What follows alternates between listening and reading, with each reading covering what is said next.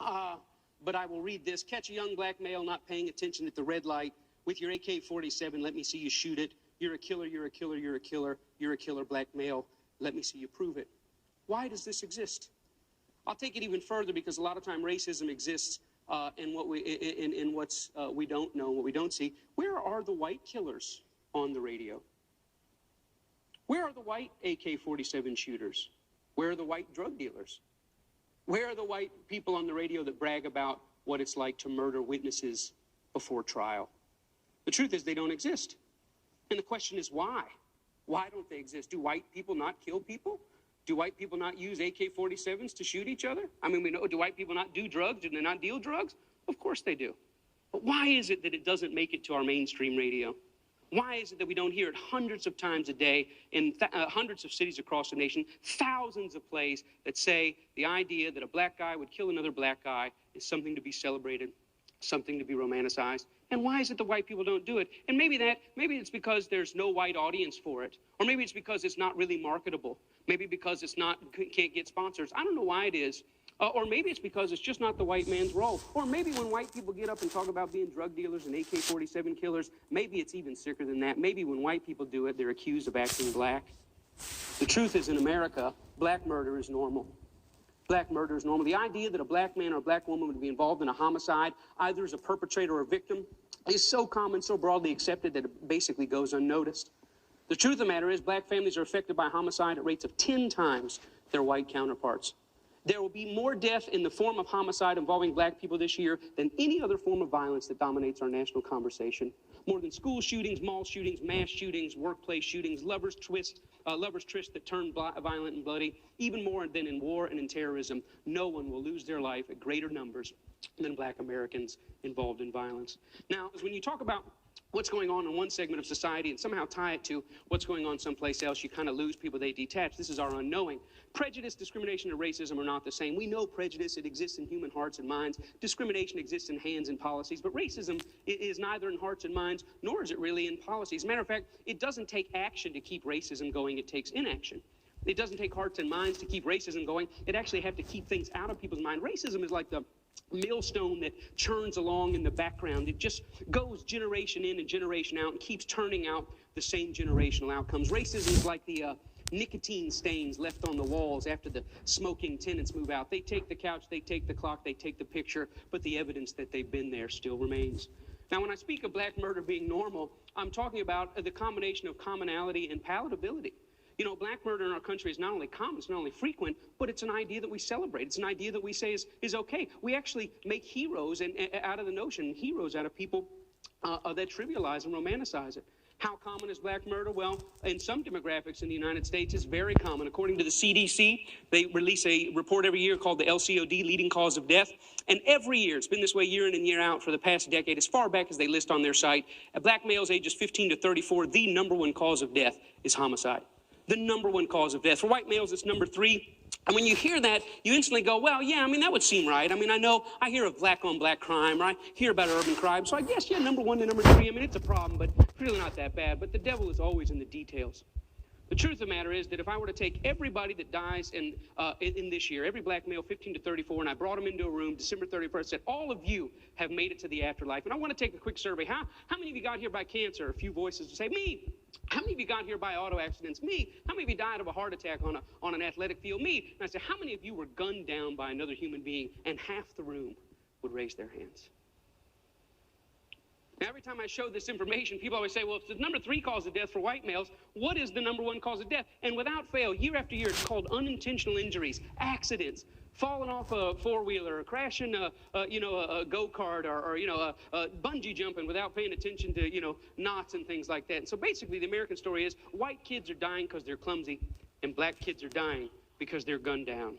Chicago, just like New Orleans, just like Jacksonville, just like Little Rock, how common is black murder? The past 3 years, there's been about 1,270 victims of homicide, 2012, all the way up to this week in 2014. And of those victims, 64 were white.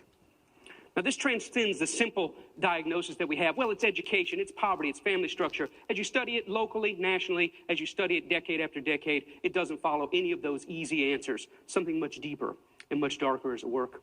How common is black murder? Well, in my entire life, 1973 to 2014, there has never been a year since I've been breathing that blacks have not been overrepresented in homicide.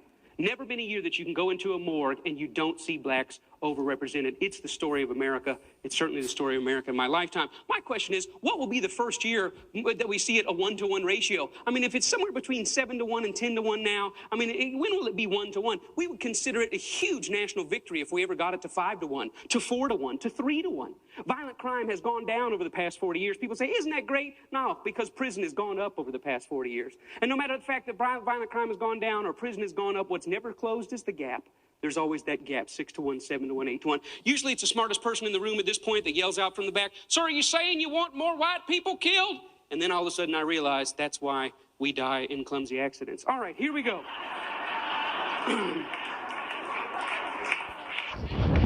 Now, the real question is, why is this going on? Why is this the story of my life? Why is this the story of my country? And everyone in this room falls into one of two categories. You're in one of two categories. Either there's something wrong with them, some core deficiency in black people, they're just prone to violence. So we use anecdotal evidence to talk about that. Or there's something wrong with us. And depending on what category you fall in, if there's something wrong with them, you point fingers. Hey, we need to do something. If you say there's something wrong with us, then you roll up your sleeves and you get busy. Well, the truth is there is something wrong with us. And that's years ago we set off a bomb. And that bomb affected our cultural soil. It affected our definitions. It affected our expectations. It affected who we are, how we describe ourselves, and how we describe other people. What we believe down to the core of our being. It's in our air. It's in our cultural water. And it's passed down from generation to generation. Now, again, it would take me a few TED Talks to really get into this. But the bomb is about lies. It's about deep lies. One of the lies is that blackness is somehow associated with criminality, sexual deviance, and violence. That when you come across blackness, that inherent in being black, there's some sort of deviance, violence, and criminality associated. And that's a derivative of a greater lie, which is that somehow black life is inferior to white life, that the value of it is less. That if you were weighed in the scale, the black life just weighs a little less. That if you were trying to cash it in on the street, you'd get a little less money for it. And these are essential to, these are the lies that help build our nation, help build the Western world.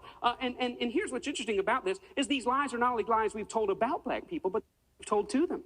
I was in an unsolved homicides meeting here in Jacksonville last year, 1,100 unsolved homicides. I was there with the families. They were having a conversation with our sheriff's department, and on the walls were all the pictures of the victims. And you already know the vast majority of the pictures were of black residents of Jacksonville. There were white families there, certainly, and I'm not trying to say that it doesn't happen among the white community. Of course it does. But I'll never forget, a mom interrupted the detective. She said, "Excuse me, I have a question." He said, "Yes, ma'am." She said, "I know you don't know who killed my daughter, but I have a more important question." He said, "What is that?" She said, "When you picked my daughter's body up off the side of the road," she said, "How did you do it?"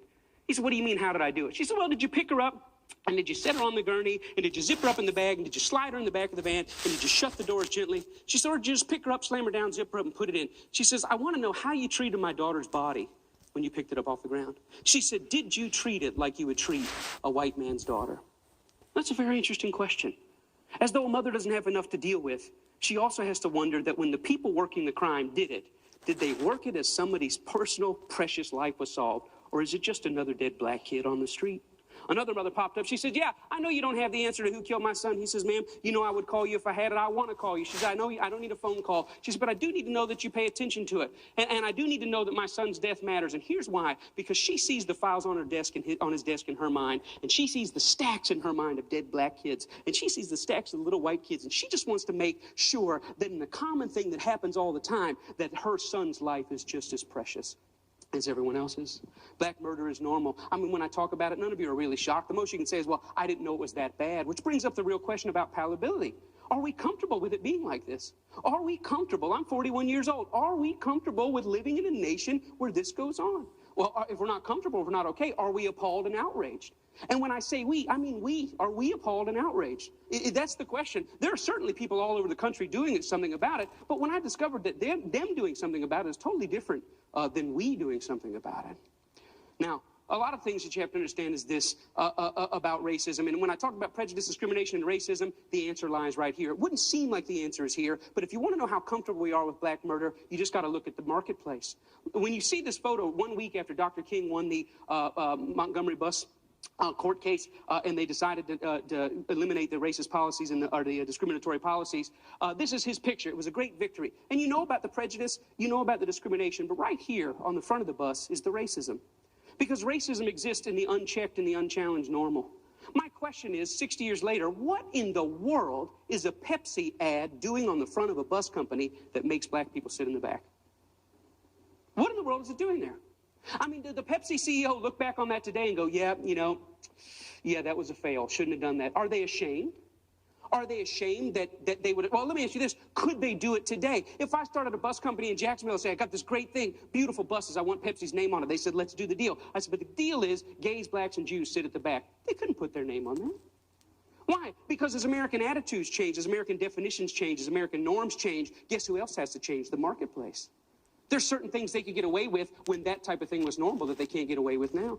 The same thing not only goes with policy, it goes with entertainment. My favorite cartoon, one of them all time, is Tom and Jerry. This is Mammy Two Shoes. Mammy Two Shoes, you never saw her except for a couple of times above the knees. She was always the one yelling at Thomas the cat for what he was doing. She was voiced by Lillian Randolph, a great radio actress. But here's the interesting thing. White entertainers create white entertainment, and they carve out a black role, and the black role that they saw fit was to play this stereotypical black woman.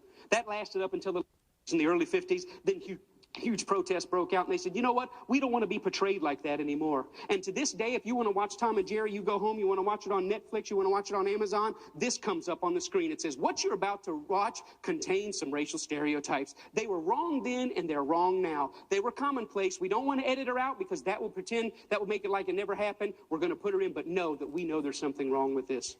Now, we don't have Mammy Two Shoes today. You can't get away with it. Nobody would put it out there. But we do have black people that get on the radio every day in white-owned companies, white-owned stations with white-owned sponsors that play the role of hypersexualized, hyper-criminalized male. I ask these advertisers, I say, I've got hundreds of songs a day that celebrate killing animals. Will you put them on your station? They said, no. I got hundreds of songs a day that talk about assaulting women and abusing kids. Would you put them on your station? They said, no. I said, I got hundreds of songs a day that talk about murdering blacks. Would you put them on your stations? They said, well, that depends. Depends on what? Who it's done by and who it's branded for. Because if we can get black folks to sing about it and we can brand it for our youngest black audiences, I think there's money to be made. I think there's American appetites to see these people that way. I said, how can you say that? They said, well, look, it's what these artists know. It's what they, black people, create. It's a matter of fact, our surveys say it's what they want to hear, which speaks of a sickness. How do we live in a society where somebody says, you know what, I'm inspired to write a song that celebrates murdering another person. And then a person says, I'd like to put that on my station. Another person says, I'd like to pay for it. And then there's people out here in the audience that go, I'd love to hear it, as long as it's black guys. Because even white people buy rap music, buy this type of stuff, because we know that when we want to hear about killing each other, we know who to turn to for that type of inspiration. We call it our music. We say we own it. White people buy more rap than black people. Yeah, but we're very careful to turn it down at the stoplight when other black people are there. Why? Because we know we're just pretending. For them, it's more authentic and real. I always ask the companies, what about your name? What about your brand? What about your value? And the largest radio company in the world said this, it's okay that we only have drug dealers on our black youth stations. We only have murders on our black youth stations. We support black charities. We give out water at the Martin Luther King parade. I think we've got it covered. We bought them off. Now, people get upset, the smartest guys in the room again. You're talking about censorship. I don't believe that. I believe in free art. Make whatever you want. I believe you should make music about anti-Semitism. I believe you should make music about killing dogs. I believe in this country you should make music about bashing homosexuals and driving them behind trucks. I believe you should make music about stringing people up on trees. I believe you should make music about killing whitey. I believe you should make all that music. But I also believe that in the mainstream marketplace, people should hesitate associating their name with certain content. You know, there's certain stuff you can't buy at the store. Certain stuff you can't get on iTunes because their brand doesn't want it. But if you want to hear black people celebrating killing black people, they got thousands and thousands and thousands of those things to sell you. I don't think it's about censorship. I think it's about American cultural hypocrisy. Because here's the truth. These black entertainers, they can't sing just about anything.